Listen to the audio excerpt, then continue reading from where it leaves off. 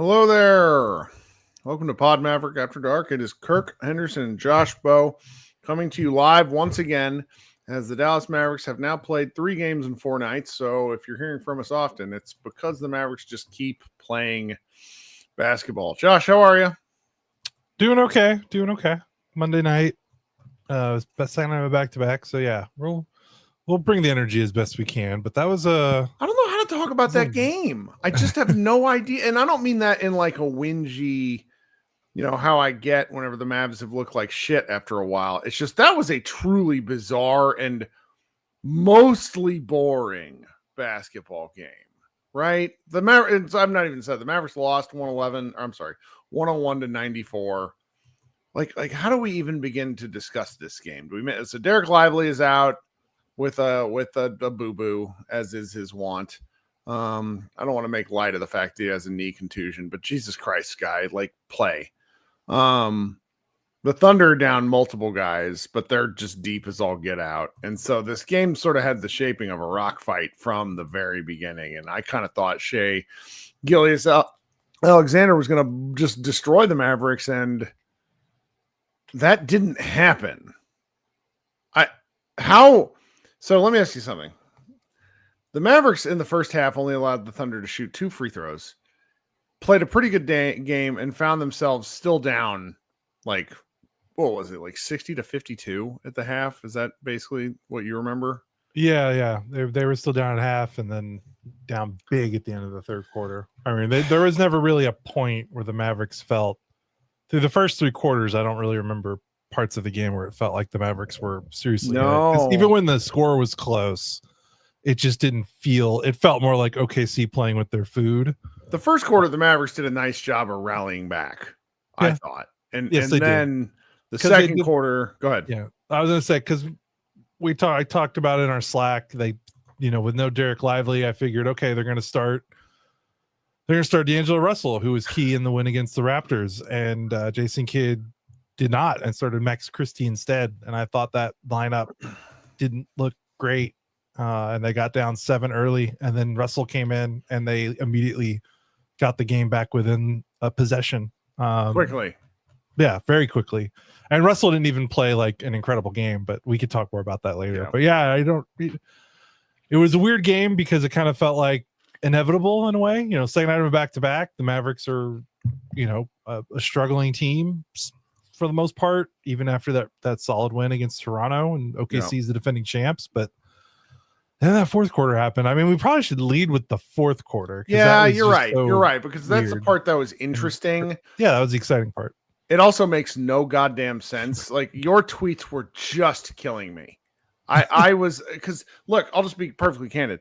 At around the 7-minute mark, I get a text from my wife, and it reads, "You need to go speak with your son." So when you get, as a parent, many of the parents that are out there will understand. He's 9. He should have been asleep. He was not asleep. Why was he not asleep? Lord only knows he wasn't. So I go and I'm just talking with him, and I come back and the Mavericks are down 8. And I was like, well, what the hell happened? They were getting just walked off the floor. And so talk to me. How did that even happen? Because I wasn't there for it. It was bizarre. I mean, the only way I could tell you is the Mavericks played a lineup with D'Angelo Russell and Jaden Hardy, and they put the absolute clamps on the Thunder. I don't. You have to see it to believe it. I don't know. It was like an eclipse. It's Halley's Comet. It only happens once every 75 years. I just took a drink and nearly spit into my microphone. Dude, there are possessions where they were putting PJ on SGA because PJ played a fantastic defensive game, and the Thunder were just taking whoever Hardy was guarding. The Thunder was taking his man and screening for SGA to get the switch so SGA could go against Hardy. There were a couple times where Hardy just one-on-one bodied SGA and kind of stonewalled him. There was one, I don't know if you got to see it, but there was one late in the fourth quarter when the rally was fully on and SGA tried to dribble against him and lost the ball and lost it out of bounds. They ended up calling a foul on Hardy because Hardy went for the loose ball, but he stopped him in his tracks a couple times, and it was kind of insane. It's kind of wow, if he plays defense like that once every 3 games, he he can find himself as a legitimate, consistent NBA player, even if his offense is a little hit or miss. But like, that was amazing. That was amazing to watch. And then Russell in the fourth, I mean, he had 10 assists and 2 turnovers. Like, his shot was horrendous, but like, this team just needs point guards. Like, they just do. I mean, everyone, when you look at the Mavericks main contributors, you know, their main starters, Anthony Davis, PJ Washington, even Cooper Flagg, Klay Thompson, like, those are play finishers. Those are not play starters. Anthony Davis said his best play finisher. PJ Washington at his best play finisher. They need someone to set the table for these guys. Even if it's, I said it after the Thunder game, like, an inconsistent point guard is better than 0 point guards. So, and it's the second game in a row where that feels like, even if Russell can't shoot, they just need a real point guard to get everyone in the right spot. So there was Klay Thompson was 2 of 6 from 3 tonight. And I remember both of his made threes. And one of them came after a timeout where Mark Followell had the audacity to say, love how they drew that up out of the timeout. And it was a right wing 3. And I remember watching it closely. And the reason Klay got the shot off, it's a minuscule thing. I'm sure a lot of listeners, watchers, readers might disagree with me. But D'Angelo Russell was the threat of going downhill off of a screen. Yes. And the threat alone meant Klay's defender was half a step closer than he would have been if Cooper Flagg was there. That half a step fucking matters. Like, I don't like D'Lo a ton. I'm not hating on him, but it's not like I'm going to buy a jersey. But the game looks different with him in there. And I'm going to do my damnedest to not get upset at his just wild swings and shot making. I mean, everything he took tonight looked like he didn't have any legs. So I'm not. And after the Mavericks haven't played him very much in preseason or the first 2 games, it's kind of hard to be mad at that on the second night of a back-to-back. Like, he just didn't have it. So, I mean, this was a just a bizarre game in a 4-game season so far that is bizarre. And I mean, look, you guys know me that have been coming to this thing for a while. I find something to get fired up about. I don't have shit. I don't have anything. I mean, maybe if they would have lost this game by 30, like they were on pace to at the start of the fourth quarter. I don't even know if I would have been mad about that. Yeah, because it's expected. Like, second night of back-to-back, the team is missing. I mean, they were missing Lively and Gafford, but it's hard to say. You know, OKC was missing guys. I mean, they were missing their second best player. The Thunder are just methodical. And I talked about this in a video I did for Offsides, where I am normally the kind of guy to come in here and say, all right, look at this 68 points in the paint that the Dallas Mavericks gave up. What the fuck are you doing? Blah, blah, blah, blah, blah. That's just the thing that I do when I get hot and heavy. Okay. It was 68 to 36. And instead, the Mavericks couldn't guard the rim. Yeah. The Mavericks couldn't guard the rim. And, you know, when you got Lively out, when you got Gafford out, AD's playing the 5, and AD was sacrificing his body tonight. He was getting knocked all over the fucking floor. I'm not going to get mad at the occasional David Hartenstein, like, duck into the dude's knees as SGA gets into the paint, does his dipsy-do horse shit. And this is a really key point. That motherfucker was in the lane for like 6 seconds at a time with no call. Like, the Thunder just live in the key, and they get to play largely by a different set of rules. It's okay.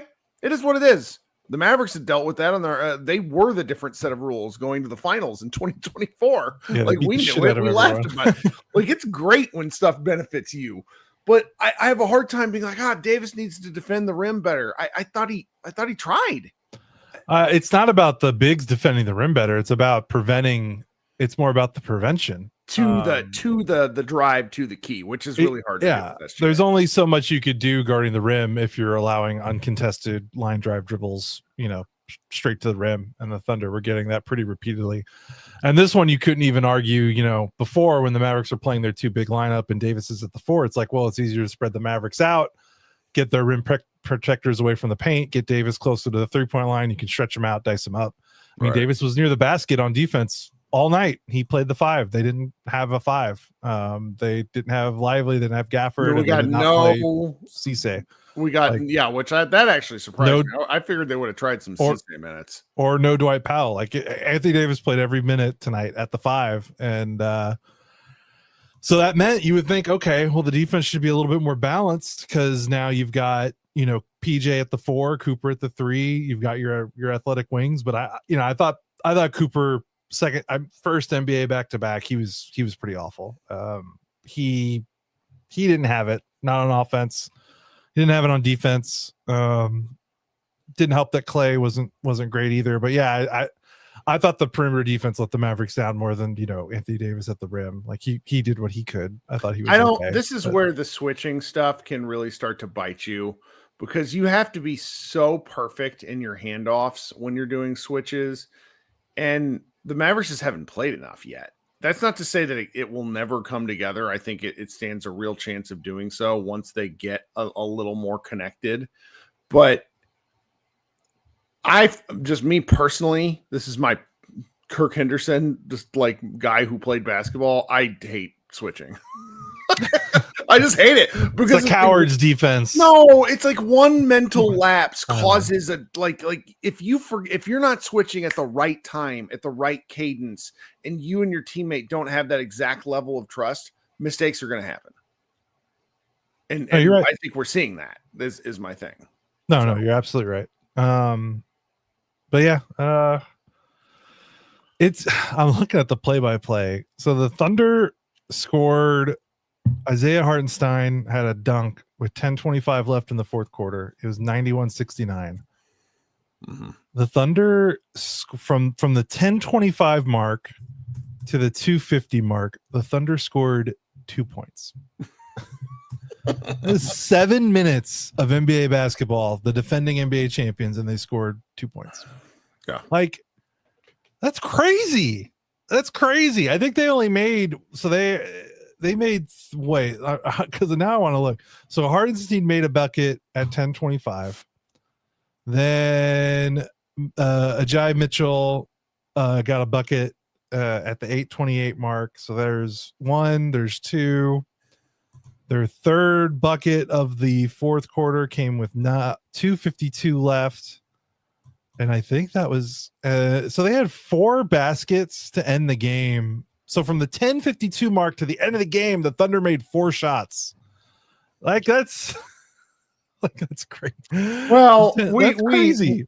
We longtime Mavericks fans have been on that end of what do you call it, like the prevent offense, where things just sort of go awry. Because I mean, the Thunder scored 39 points in the third quarter, and then you look up and they're like, "What? What's going on here?" Yeah. Okay, we're about halfway through the show.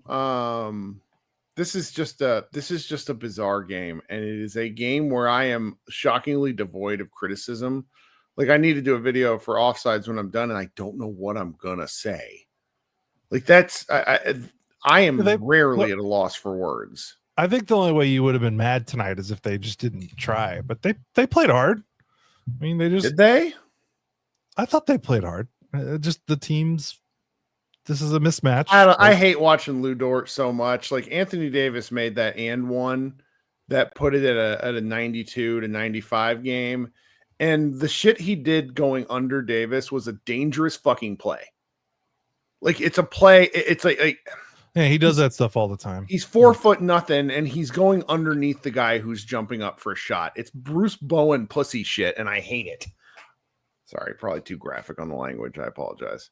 I hate watching that stuff because it's like just play basketball. Wait till he comes down and then hit him in the chops. Who cares? Meaning Dort. Just don't. I don't know. Whatever. Okay, we're gonna go to a quick break. Thank you for hanging out with us here. If you're listening on the audio feed, we will be right back. Thank you so much for hanging out with Pod Maverick here. If you guys are new to the show and you have takes, I could use your takes because we have a secondary fan-powered show. Tonight's going to be a group therapy, not a Mavs party, unfortunately. But I've enjoyed everyone I've done this season. We've done 3 so far. This will be 4. So hang out after Josh and I close this show here on the YouTube, and you can join that show and talk to me a little bit about what you saw. just we've gotten off to a good start this season. We've played a lot. Like the Mavericks played a lot of basketball in a short period of time. They play Wednesday against the Pacers, who are just like they cut James Wiseman to sign Mac McClung. So the Mavericks have it's within their sights to where they should beat the shit out of the Pacers. The Pacers, but then again, Rick Carlisle is in his damn devil magic. I feel like he game plans and schemes a little bit. Like he wants to send Dallas to the Earth's core every time the Pacers them since he left. Every time, even if Luka's not here anymore. I think him and Kidd had a very let's just call it. It's like their relationship is probably great, but I bet at the time being in the locker room during the 2011 finals was a bitch. Because it's just a lot of smart guys beating each other's heads. Anyways, so hang out for that after show, and it'll be a good time. So okay, Mavericks are 1-2. Sorry, 1-3. Is that right? Yeah, 1-3. Yep. With games ahead against the Pacers, which we mentioned on Wednesday, then a Thursday Friday break with a Saturday game in Mexico City against the Detroit Pistons, who are quite talented. I'm trying to figure out what is there anything else for us to take away from this game? What did you think of the Max Christie experience, for example? I think what we talked about after the Toronto game, where it feels like a repeat of when he got traded here, where he's just on fire, like he's just making everything. I felt he missed easy shots and made hard shots. Yeah, he wasn't great. He was 4 of 8 from 3, but then 5 of 10 overall. So what? He was I guess he was just 1 of 2 on twos. The bigger question is you could make an argument that the Mavericks, he should be getting the majority of Klay Thompson's minutes probably. Okay. I know he doesn't have the same shooter reputation as Klay, and that changes floor gravity a little bit, but if he keeps making these threes, they just got to find a way to get him in the lineup. Because it's tough. Like if Kidd is dedicated to this Cooper big point guard lineup, you got to find the minutes for Christie, and you got to find the minutes for Russell, because it feels like when those two guys are on the floor, things make more sense. So they're going to have to figure that part out. Now, to Kidd's credit, he keeps starting Thompson, but he doesn't finish with him if he doesn't want to. Nope. Klay's minutes have been pretty reduced. He hasn't hit 30 minutes. He hasn't hit 25 minutes in a game this season. So Kidd is not just like running him out there just to run him out there. It's a little column A, a little column B. I think if Kidd had his druthers, he would not start Klay, but I think he kind of knows he has to play the game a little bit. And if there's one thing you got to give Kidd credit for since he's been in Dallas, is he seems to know he has his finger of the pulse in the locker room. Like he seems to know what to do to keep that situation stable. So if it means starting Klay, but then he's the first sub off the bench and you play Christie in crunch time in the fourth, or maybe it's Russell. Like, I don't know, maybe they'll figure it out. But yeah, that, the points in the paint thing, like that's just crazy. That's the second game this season out of 4 where they've just been absolutely dominated in the paint. I thought Anthony Davis, he got a little jumper happy at times, but he was making them. But it just goes to show, like, he just needs, when Russell was on the floor, I felt like he was getting shots closer to the basket. I agree. And when Russell was off the floor, I felt like he was catching the ball at the 3-point line and starting stuff way farther away and having to kind of do stuff a little differently. I have a thought there.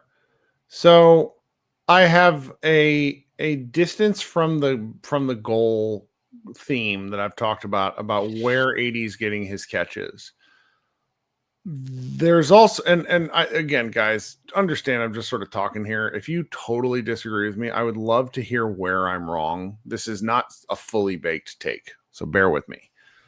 The other things I watch for when AD gets the ball further away from the hoop is first, how many dribbles he takes, because the purpose of a dribble is to get somewhere. And a lot of times when Anthony Davis is far away from the basket, he uses the dribble as a means to consume time to figure out what he's going to do next. this is all to say that, like, I take it as much stock in how quickly Anthony Davis makes his move as I do where he is on the floor when that move begins. I believe a big part of Anthony Davis's skill set is his kind of, I mean, look, man, this is a multi-time all NBA player, top 75 player all time. He processes basketball quickly. He does. And I'm a little harsh on him because it's like, as our guy Jack said, and on Twitter today, he said Anthony Davis loves to do the things that he's bad at. And I don't know if that's entirely. Yes, I just said that makes him a relatable king, is what because it's just it's like good. For example, I like podcasting, and I just sort of think the more Anthony, it's like a quarterback with like time to throw. Like if he gets the ball and he's like sizing up like it's Dirk and it's 2004, I'm just like, this is a bad possession. But if he gets the ball and he puts it quickly on the floor and goes somewhere with it, he had a tough one in the middle of the key early in the game where I was like, that is a fantastic move. More of that. Just decisive Anthony Davis is really something. And I got to address this. So we got a really active chat participant tonight. Jonathan in the chat says AD mid-range is off for some reason. Jonathan, I might have to forward you Josh's before the year. It's not a reason that AD's mid-range is off. AD's mid-range has never been on statistically. It's kind of, it's actually much worse than you imagine it to be. I sent that to a good friend of mine today, and he was like, these numbers can't be right. And it's like, oh, yeah. Instead, what Anthony Davis does is he dines on about 12 to 15 games a year where he looks like, basketball Jesus. And that's what, and because when shots go down, everybody looks great. I am a pickup legend in that regard. So anyway, I did like Anthony Davis's game tonight. No. He was the reason. He was the main reason why this game wasn't. Yes. He kept the game connected in that first half, especially because I think he was, did he have 17 points in the first half? Like he kind of tapered off a little bit in the second. But like if he doesn't have that first half, the Mavericks are probably down by so much that third quarter run, the fourth quarter is probably like a thing. Yeah, the fourth quarter would have been garbage time the whole time if Anthony Davis didn't play as well as he did in the first half.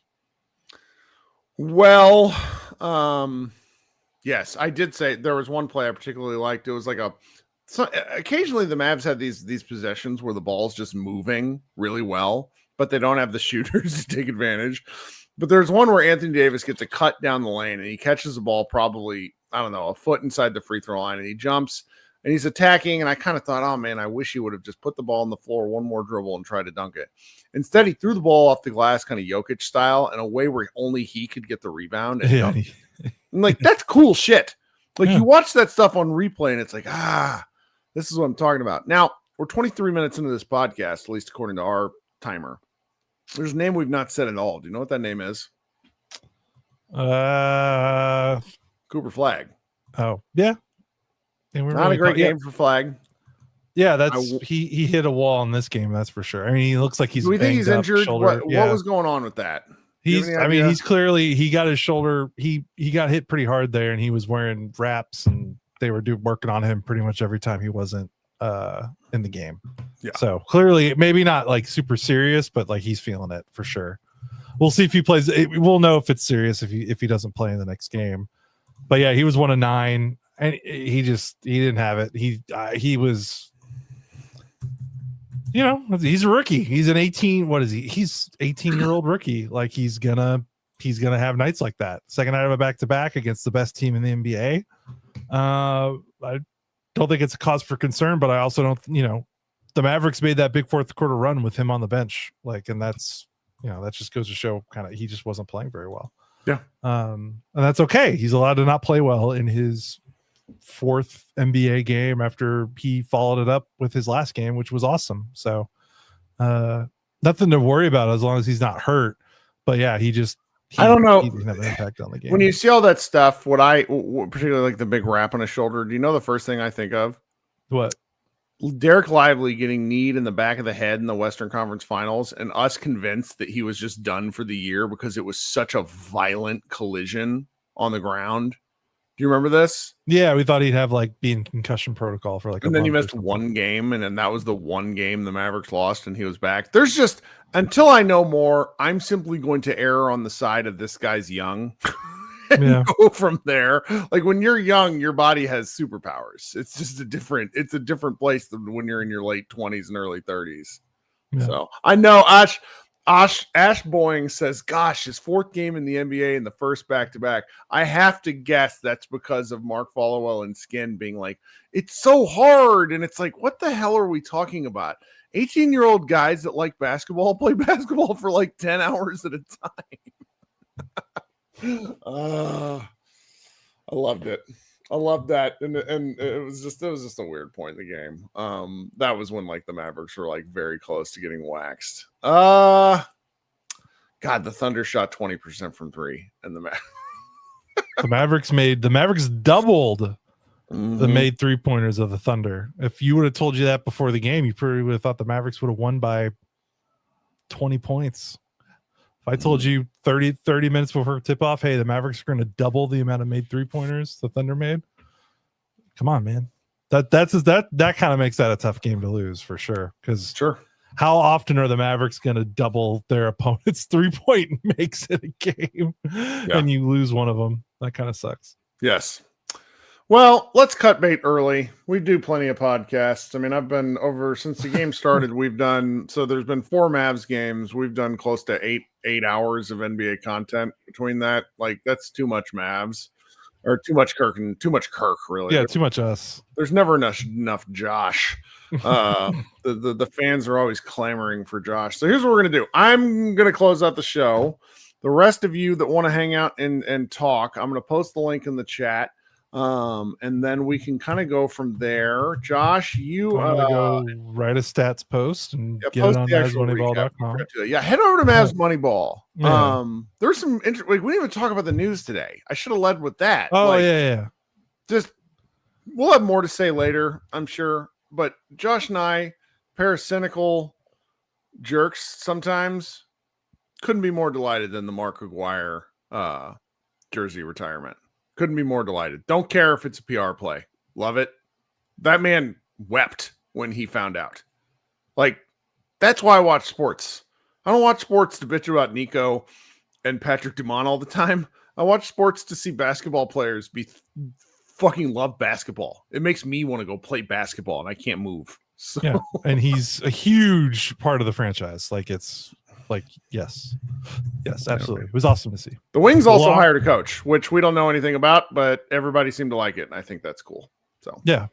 But here's the deal. We'll be back on Wednesday night, and then you won't have to deal with us for a pair of days. But look forward to that game. I am looking forward to that game because Rick Carlisle is a lunatic. And I just want to know if he's going to make Mac McClung score 20 points against us. Like I sort of live in fear of that. This has been Kirk Anderson and Josh Bowe. This has been Pod Maverick. Thank you so much. We will talk to you guys soon. Go Mavs.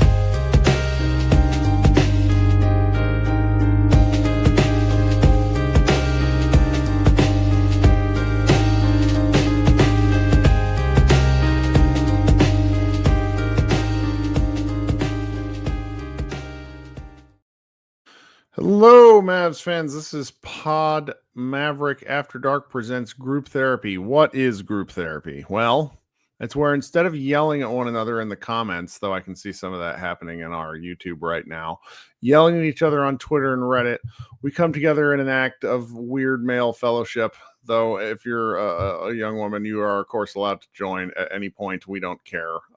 This is just talking Mavericks and trying to get some of these grumpy feelings out of our system. The Dallas Mavericks fell to the Oklahoma City Thunder in a thoroughly weird game that I've just got to say, I'm not having the best time, but I'm also not bored. And there's something to be said about boredom, like where when the Maverick, when Kyrie Irving went down, large board, didn't know, like watching those games was like watching paint dry, and particularly because like the whole team was hurt, so it's like now we just have weird stuff to talk about. Like the current argument going on in our chat right now is about like whether Jaden Hardy should be playing more. What a weird time to be a Mavs fan. We're talking about Jaden Hardy as part of the rotation or not. That's fantastically weird.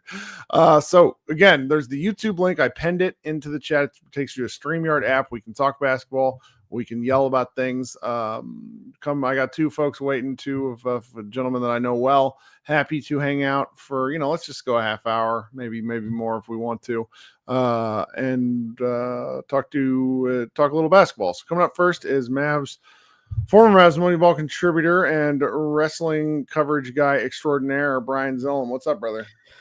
Hey, buddy. How are you? I can't really complain yet. We'll get there. The Mavericks play 5 games in 8 days. They play Wednesday, they play Friday, they play this the Sunday. They just keep playing. And granted, like the basketball season is relentless, but there'll be a time when I come in here and I'm like, I don't want to do this. We're not there yet. I'm enjoying this part of the year. It's a little too early. I mean, like you said, there's just like weird things to kind of like look at, think about, like the potential drama angles to like that could come up throughout the season. So I actually had a take for you. I'm not much of a takesman nowadays, but sure, let's hear it, I thought about this today. I haven't really seen much people talk about it. Did fans / like people who cover the Mavericks kind of like overlook the departure of all the assistant and coaches this offseason? Because like you look at Sean Sweeney, right? Because sure. he was supposedly like the linchpin of the defense, and of course, like very funny. He's on the Spurs staff now, and they absolutely kicked the shit out of the Mavericks game 1, right? And then you look at Shamgod. Who was the other one? I think it was. They had a lot of guys leave. Dudley? Dudley left. They did a lot. They did kind of a wife swap with the Lakers coaching staff, and we covered it during the summer. And so here's the thing: they brought in 2 former NBA head coaches, and then a guy by the name of Phil Handy, who Kyrie Irving and lots of NBA players really love. So they lost a lot of guys, and I think Sweeney's pretty important. Dudley, I could either go here or there with. They did kind of a really big kind of almost like a hockey shift change of coaches. Right. And the guys they brought in, I like. So I've not really had a lot of commentary on whether it could be negatively affecting the team. I don't love this Jay Triano offense, which is predicated on dribble handoffs, but they also kind of stopped running it tonight at times. Right. They did a lot more pick and roll. So the coaching, let's get further in and see. Like the roster makeup is really just the challenging point for me. Yeah, Shamgod, like I think he was always like a beloved guy, right? And, sure. Yeah, and he's like a cult figure in basketball. That, and with Handy, I guess you can kind of swap him out for Shamgod, yes. But like everybody loves Shamgod, and not that like McMahon, Townsend will just like share, like there's a reason they're so highly coveted within the organization, right? That's why I was like, so Jason Kidd, you got to coach a little bit this season, even though the situation is not ideal, but he's got to make the best of what he's got. Well, Kidd's got a tough situation with things, and I'm not exactly a Kidd apologist, but when you have to balance Klay Thompson. Clay is like a secret nuclear bomb in the locker room, in the sense that I think he's a great dude, but I also think he has certain expectations about himself and his role, and that just no longer fits reality. Like the fan base is united in less Clay. Well, and you led me to my next, I guess my question, like, what is the point of Klay Thompson on this roster? He doesn't make sense, unfortunately, and like you said, it's a tricky thing Kid has to do. He has to try to like massage the locker room. Like, to me, honestly, like if I'm Clay's agent, I'm just like, hey guys, can you just let me go? I think that would be the best situation for both parties, because I don't think Nico's not going to trade him. I don't know. He's partially guaranteed for next year. He's on a reasonable deal right now. Brian down there waiting to came on the last show and basically said him and Gafford, because Gafford's on the last year of a particular deal, him and Gafford combined for about $30 million. And $30 million is an interesting thing depending on what team you're going for. So I just think there's some there if Clay would like to be moved. I mean, I think he would also have to ask. I don't think the Mavericks would move him sight unseen. No, and that's the thing, because the way the cap sheet is so like with everybody right now, that's the thing, right? Who can just take $30 million at this point? You know what I mean? It's just, I mean, obviously things can change, people can move, and maybe you could have like a 3-team type of deal. I don't know who could just take $30 million sight unseen right now, unless you're like the Nets or like some doo-doo team.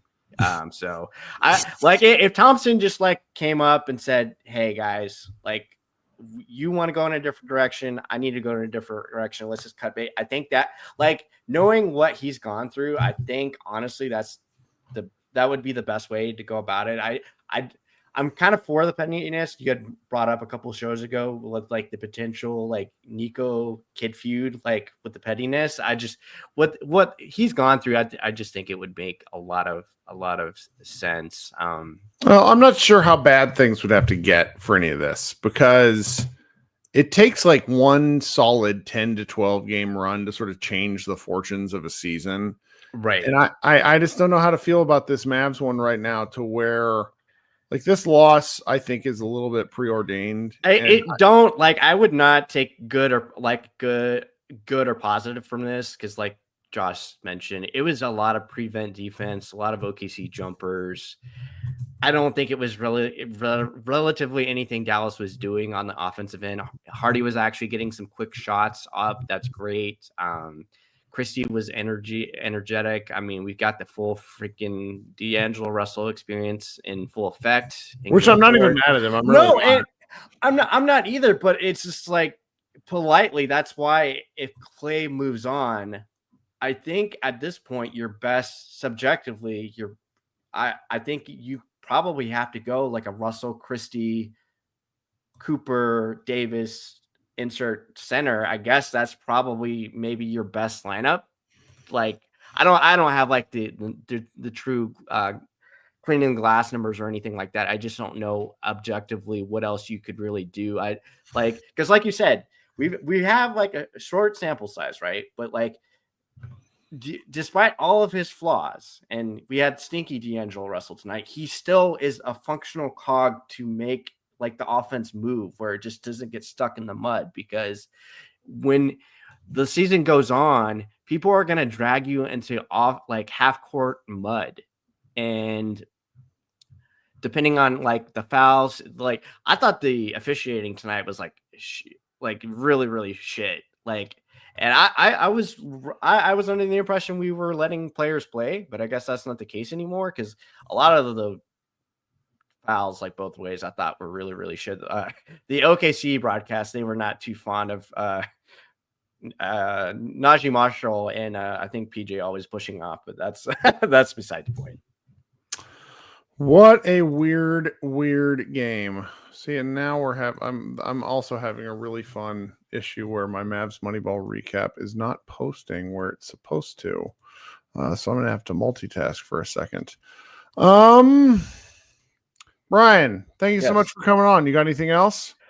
No. Oh, so I have like just a hypothetical for you. If like the Magic season goes sideways, hypothetically, right? I don't know what this draft class looks like next season. I don't know. Would you throw out your first round pick for Anthony Black if the Magic are stinky this year? Never. No. And I love him. Nope. I don't trade that number one pick for anything. Ever. No more trading number one picks. Ever. Okay. Well, I mean, hey, it happened once. Let's not get greedy, Kirk. I'm just like, I will be greedy. Go look up Darren Peterson highlights at Kansas from this weekend, and you will become a greedy motherfucker just like me. It is that we're not talking about Cam Boozer, who I don't want another big man. I yes, let's get another man. Although, so there's two boozers. Follow Cam Chero. We're gonna slander Cam Boozer right now. Just call him useless empty stats guy. Yeah, there's a lot of fun guys. I just like drafts, man. Drafts is one of my favorite things. But we could bring Anthony Black home, Kurt, and you can still have the big lineup. That's true, but he can't shoot either. He doesn't help anything. I mean, I don't need him to shoot. I just need him to pass. I need him to go play wide receiver for someone because he was a 5-star wide receiver recruit before he changed to play football or basketball. Anyway, Brian, thank you so much for kicking us off, brother. Talk to you soon, okay? Later, buddy. Okay, Glenn, what's up? Three shows in a row. Look at you. You're having to talk yes. To me don't expect this much of me, but I especially had to come on tonight because I usually am Mr. Sunshine and happiness. And today I need to get some frustration and anger out here. But let me start with the happy stuff. And by the way, Brian, the guy that was just on, I'm your wrestling guy right here. I'm actually good friends with some pro wrestlers. I was just looking at a promo on Reddit a few hours ago that RVD did. He did it at my house in my hot tub. I just went to RVD's. Telling me that. Yeah, I just went to RVD's baby shower last week. But I'm usually I'll be at LFC this week and FSW Independent Wrestling. So if anybody is a wrestling independent fan, comes to Vegas, who's a contributor to the show or whatever, hit me up. Right, yeah. Brian went to my high school several years after me, and he's done some wrestling reporting. Did a little stuff with Mavs Moneyball for a couple of years, but that's very funny. See, we make friends on the show. So, Glenn, tell me, what are you thinking, brother? All right, before I get to the negative stuff here, first let me say I'm overjoyed about Mark Aguirre. Yes. This is fantastic. I was a fan of the Mavericks in 1980. We won 15 games that year. We got the #1 pick overall. Aguirre came in. It was a big deal. People don't realize how great he was. I mean, he was fantastic. Once he got the ball in the low post, he was virtually unstoppable. Go ahead. Go ahead. Did you watch the Mavs video release today? Did you watch it put out? Not totally, no. So you should go. It's a 2.5-minute video, and I am a cynical man. It's just my nature. It's what I've dealt with. The video they put out showing him as they tell him is really emotional. Like good. This is, and compare that with like the draft night stuff and the different. I don't know what happened, and honestly, I don't care why he left the Mavericks. He's important to the history. And sports is supposed to be about fun. And look, we spent half our summer remembering guys. Like it's a trite phrase, but it's partially what we're here for. Is like talking about sports is great and honoring somebody's history, particularly somebody that's important.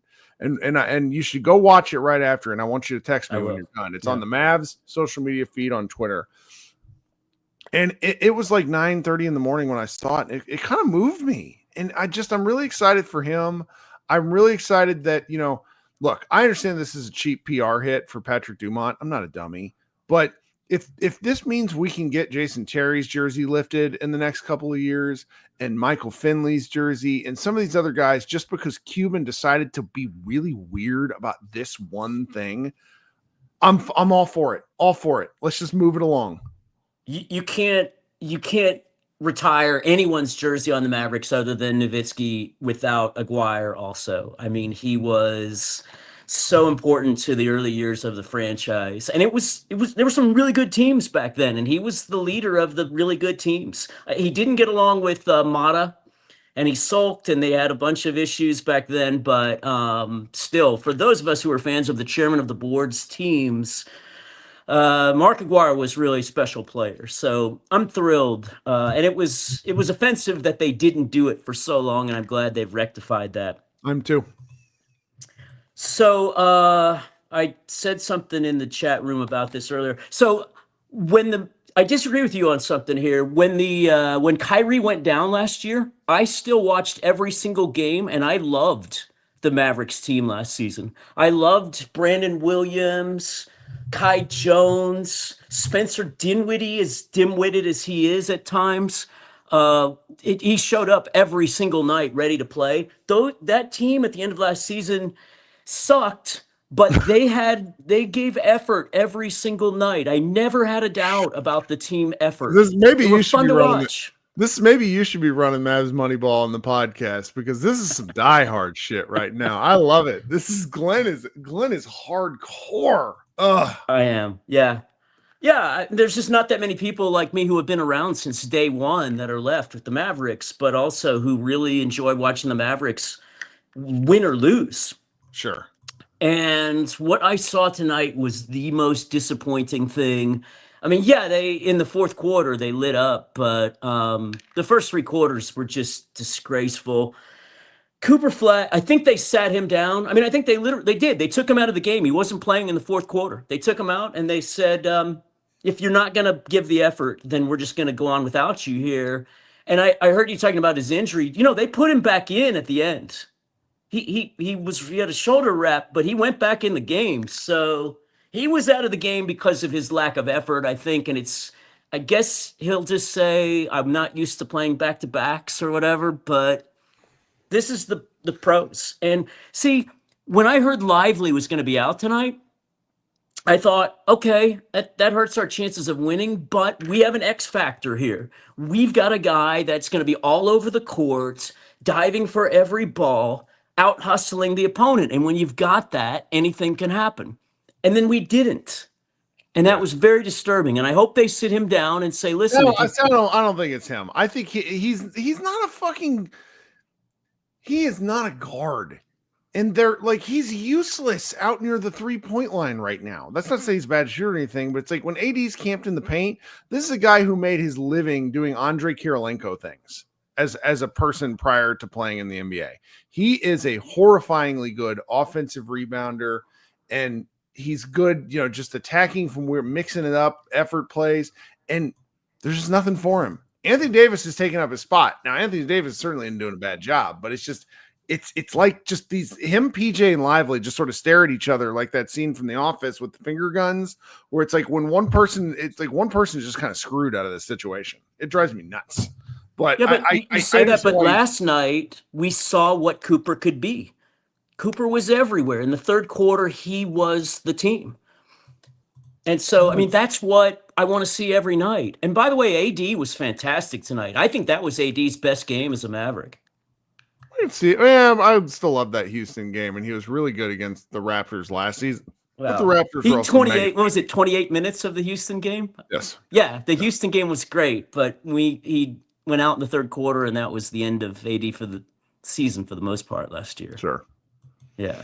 Well, I understand the frustration, because it's like you tune in to watch, and there was 30, I would probably say like 38 minutes of this game where the Mavericks as a group looked like molasses, and that was unfortunate. Yeah, absolutely. I'll also mention that I absolutely hate the Oklahoma City Thunder. They're the cheap shot. Good. It's good. That hate is good. We don't have enough of that the last 10 years in the NBA. I really like not liking this team. The Thunder, I mean. Sure. They're the cheapest team, the cheapest cheap shot team in the league. And if you suspended Dort for a half season like they should at some point, they'd still be the cheapest cheap shot a team in the league. You look at what was the play with Hartenstein where he crashed into the first time they knocked off his goggles. That's the kind of play they do, where they get away with it because they didn't really make it look like it was intentional, but he came crashing through AD from behind. That's what Oklahoma City does, is they are masters of cheap shots. Something to it. That's my opinion. I'm glad we can all agree that we all hate OKC. Sure. Well, so, I appreciate the takes, Glenn. You're the best. We'll see you Happy Wednesday, maybe. Yeah. Hey, let's go. We're gonna do this. We're gonna beat the Pacers, and again, 48 wins. We're still right on track. Yeah. Well, I got to cut to a quick break, but hey, thank you so much, Glenn. You're the best. Have a good one. All right. Okay, so I'm going to cut to a quick break so I can insert some ads for the video or for the audio podcast. Everybody, if you would like to join, there is a link pinned to the Twitter YouTube notes. I think it's pinned. I'll go check and see if it is. It's really easy to click through. It's fun to do. We get to argue about basketball, of which is one of the few things in the world that, or one of the many things in the world that we actually don't have any say over whatsoever. Doesn't mean it's not fun. So I'll be right back. Talk soon.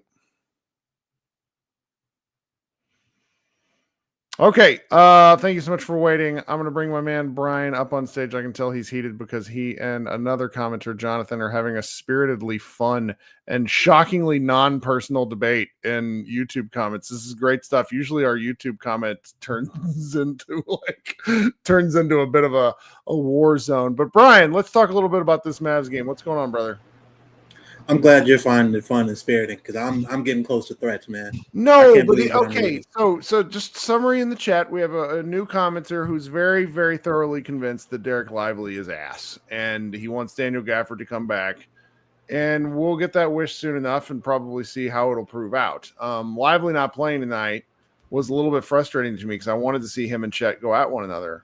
Because I think Lively just sort of irritates some of these really talented bigs, and instead, we didn't really get that. The Mavs switched everything under the sun, and then all of a sudden, you would see D'Lo on Chet or on Hartenstein, and it's like, how did this happen? Like, what? What are we doing, the Mavericks? What did you think of tonight's game? I thought that tonight's game. I thought AD looked awesome in the second quarter when he was mostly diving into the paint, driving, catching the ball close to the basket. And I was making pretty quick decisions, like he did a bit in the Toronto game, where he caught the ball and he was either going or the ball was moving somewhere else. But he kind of had a pretty good idea early on what he wanted to do. Had some catches away from the basket where he still made quick decisions, whether it be the drive or whether the ball was going to go back out and he was going to flow into like a quick DHO at the top of the key. Yep. Then he also had some catches where it was, like you said, a bit of 5-6 dribbles into a contested fadeaway that didn't really help anyone. Just kind of standing there with the ball for 2 to 3 seconds, waiting on someone else to come and get it. And then when he realized no one else was coming, just jacking up a contested jumper from about 18 feet. Didn't like those possessions nearly as much. I was intrigued by the Hardy minutes. Max Christie also started super cold. I think he missed 3 or 4 of his first 4 3-point attempts, and he eventually came back around. He hit one in the right. And I just want to put a stress. Misunderstanding it, but misremembering it. But he hit one from the right corner, and I'm pretty sure he's right-handed. Yeah.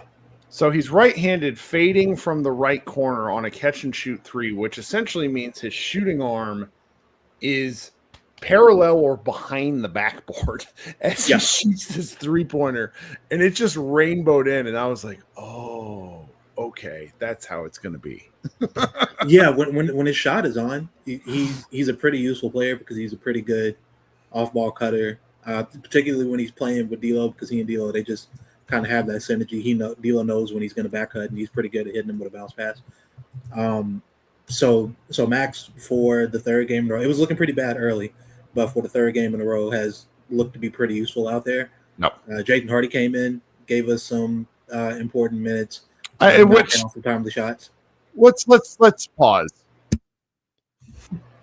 Calling his minutes useful is an understatement, because watching him play is one of, if you are like a process over results guy, like if you believe process leads to good results, Jaden Hardy, watching him is viscerally upsetting. Yeah. Because his process is shit. It's so bad. There was one play legit in the fourth where he was actively, we were on the run. I think the game was close. It was like a 4-point lead, maybe. Like we were right there. We were on the precipice. We were bringing the ball down. We had just gotten a good defensive stop. Jaden Hardy, the Thunder had like 3 people back. One of them was in the paint. One was in the right corner with Max Christie. And then there was another one that was closer to the top of the key around the free throw line. Yep. I could tell the moment he crossed half court Jaden Hardy is going to drive into 3 people. And that's exactly what the Phillies did. And the only reason that play didn't result in a turnover that would have ended the game right there is Max Christie just happened to be standing right behind him when he lost the ball and picked it up and swung it back up to D'Lo. And I'm like, look, dude, I get it. He was pretty solid defensively, and he knocked down 2 3-pointers that we really needed.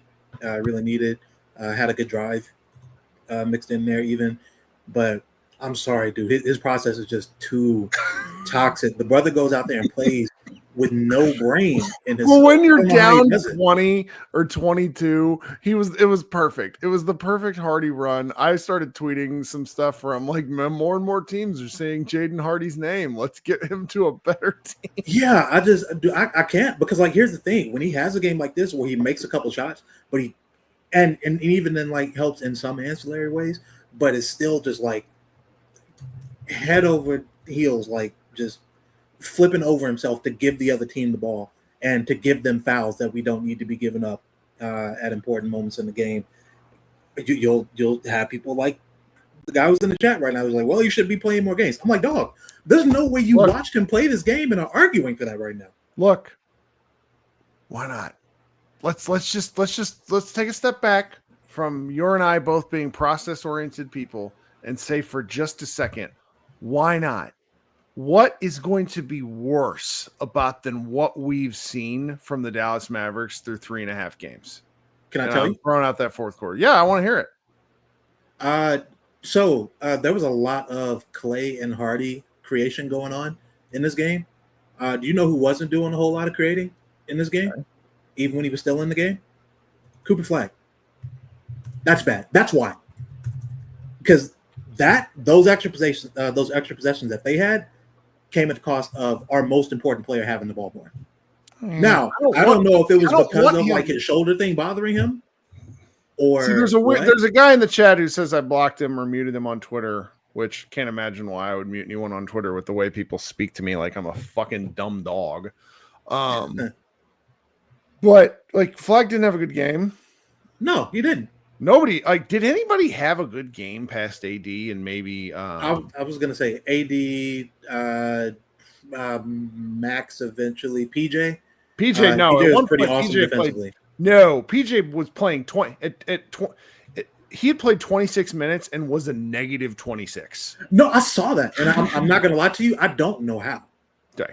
I don't know how. Not early because he got his ass scored on every time. I don't know. Hey. They were down 22 at one point. Like that's not a player thing. That's a team thing. So yeah, he was out there for a lot of that run when they were down early. I would. So he says in the chat. He says D'Lo. I would actually agree. I think D'Lo did have. Yeah, D'Lo was fine. He just like I have to sort of resign myself to understanding that D'Lo's shooting is going to be neither plus nor minus as long as his plus minus itself is actually higher, which was second straight game plus minus. It's just his shooting is just not gonna work some nights. Yeah, you just have to. I've now that I've resigned myself at this point to like him being an incredibly important player for us being able to be any kind of functional offense, let alone functional team. Because if the offense isn't functional, we're turning the ball over. Other teams getting in fast break, so our half court defense matters less anyway in those situations. You just can't look at his field goals made versus attempted when you're looking at his box score.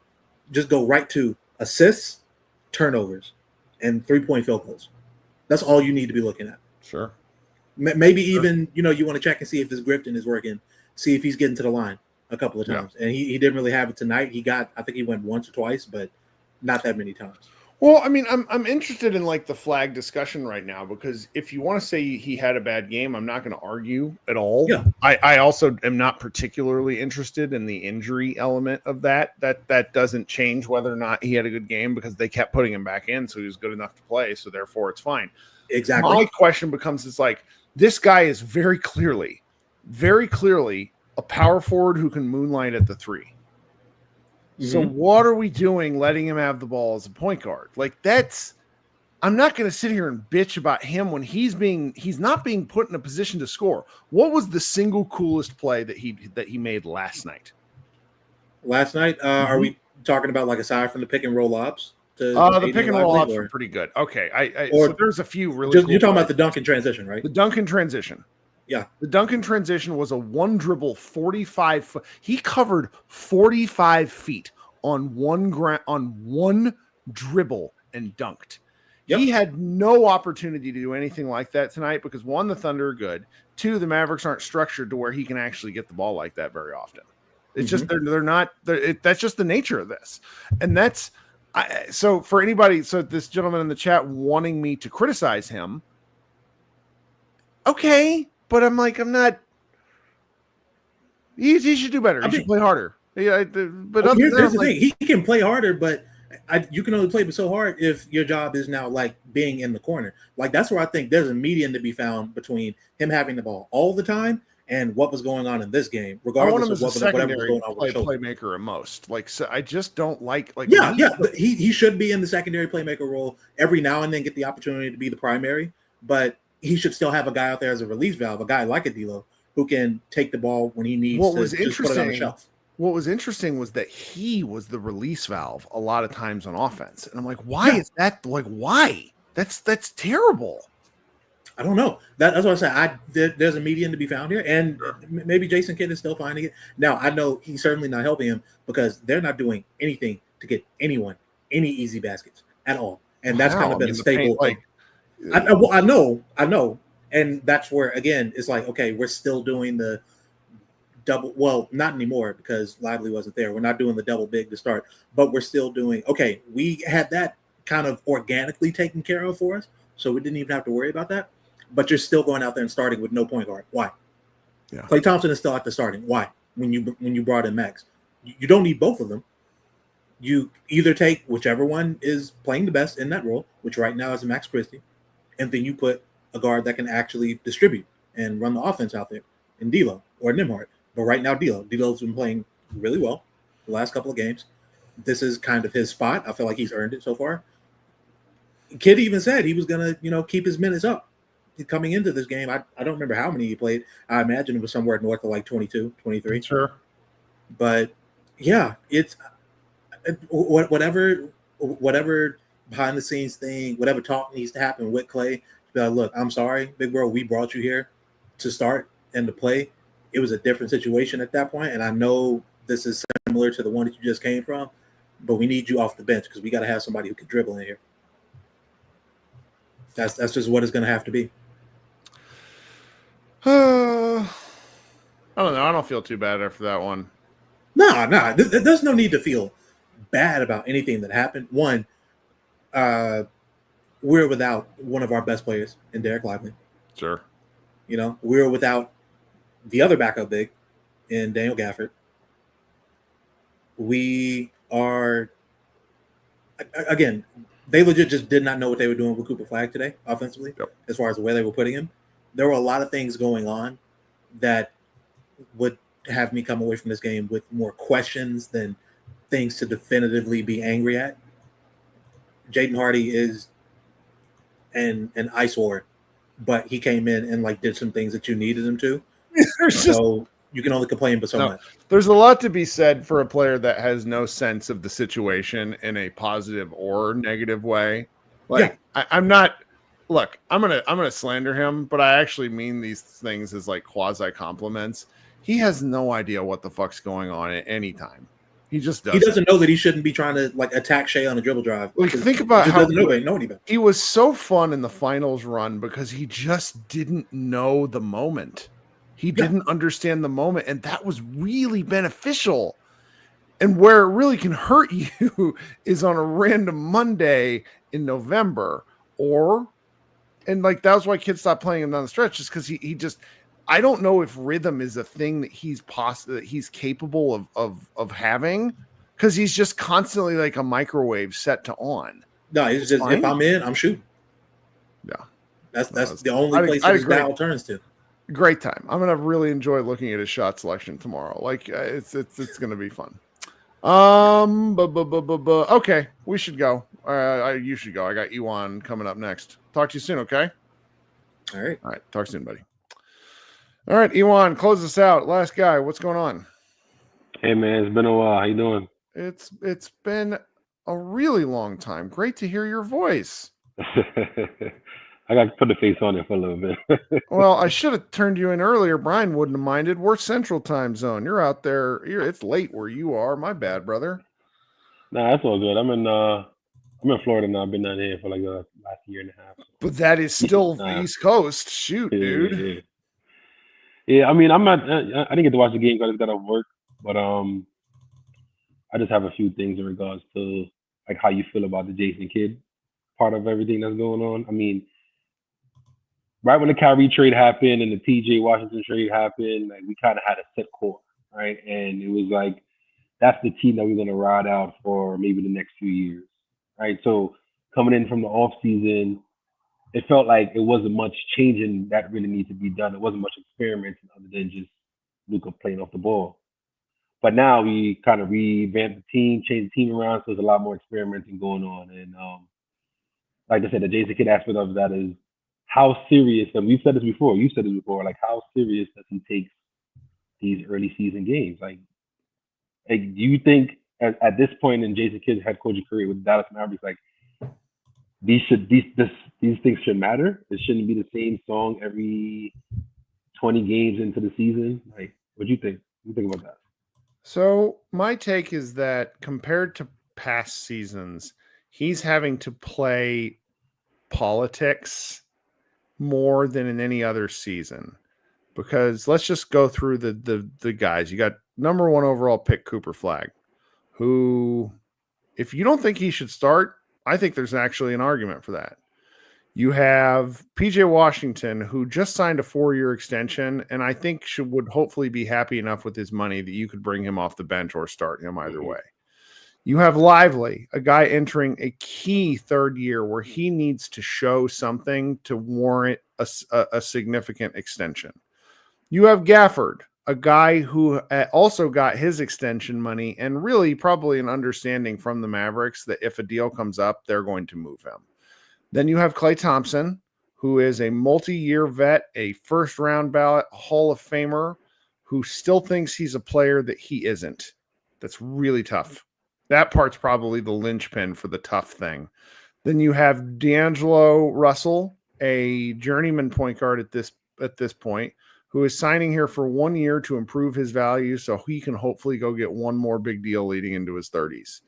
I think I listed 6 guys there. That, or maybe 7. It doesn't matter. The point is that he's having to really balance some things that don't have anything to do with basketball. Mm-hmm. And I really think this is the first time that's happened, maybe since Porzingis. But they moved Porzingis out by February, his first year. So it's a little tough for me to say. I'm a kind of a staunch Kidd critic, but I understand what his challenges are, though I do wish he would say, I'm Jason Kidd, multi-time a Hall of Famer. You're going to do what I say because I know better, but I also know that's not how the world works.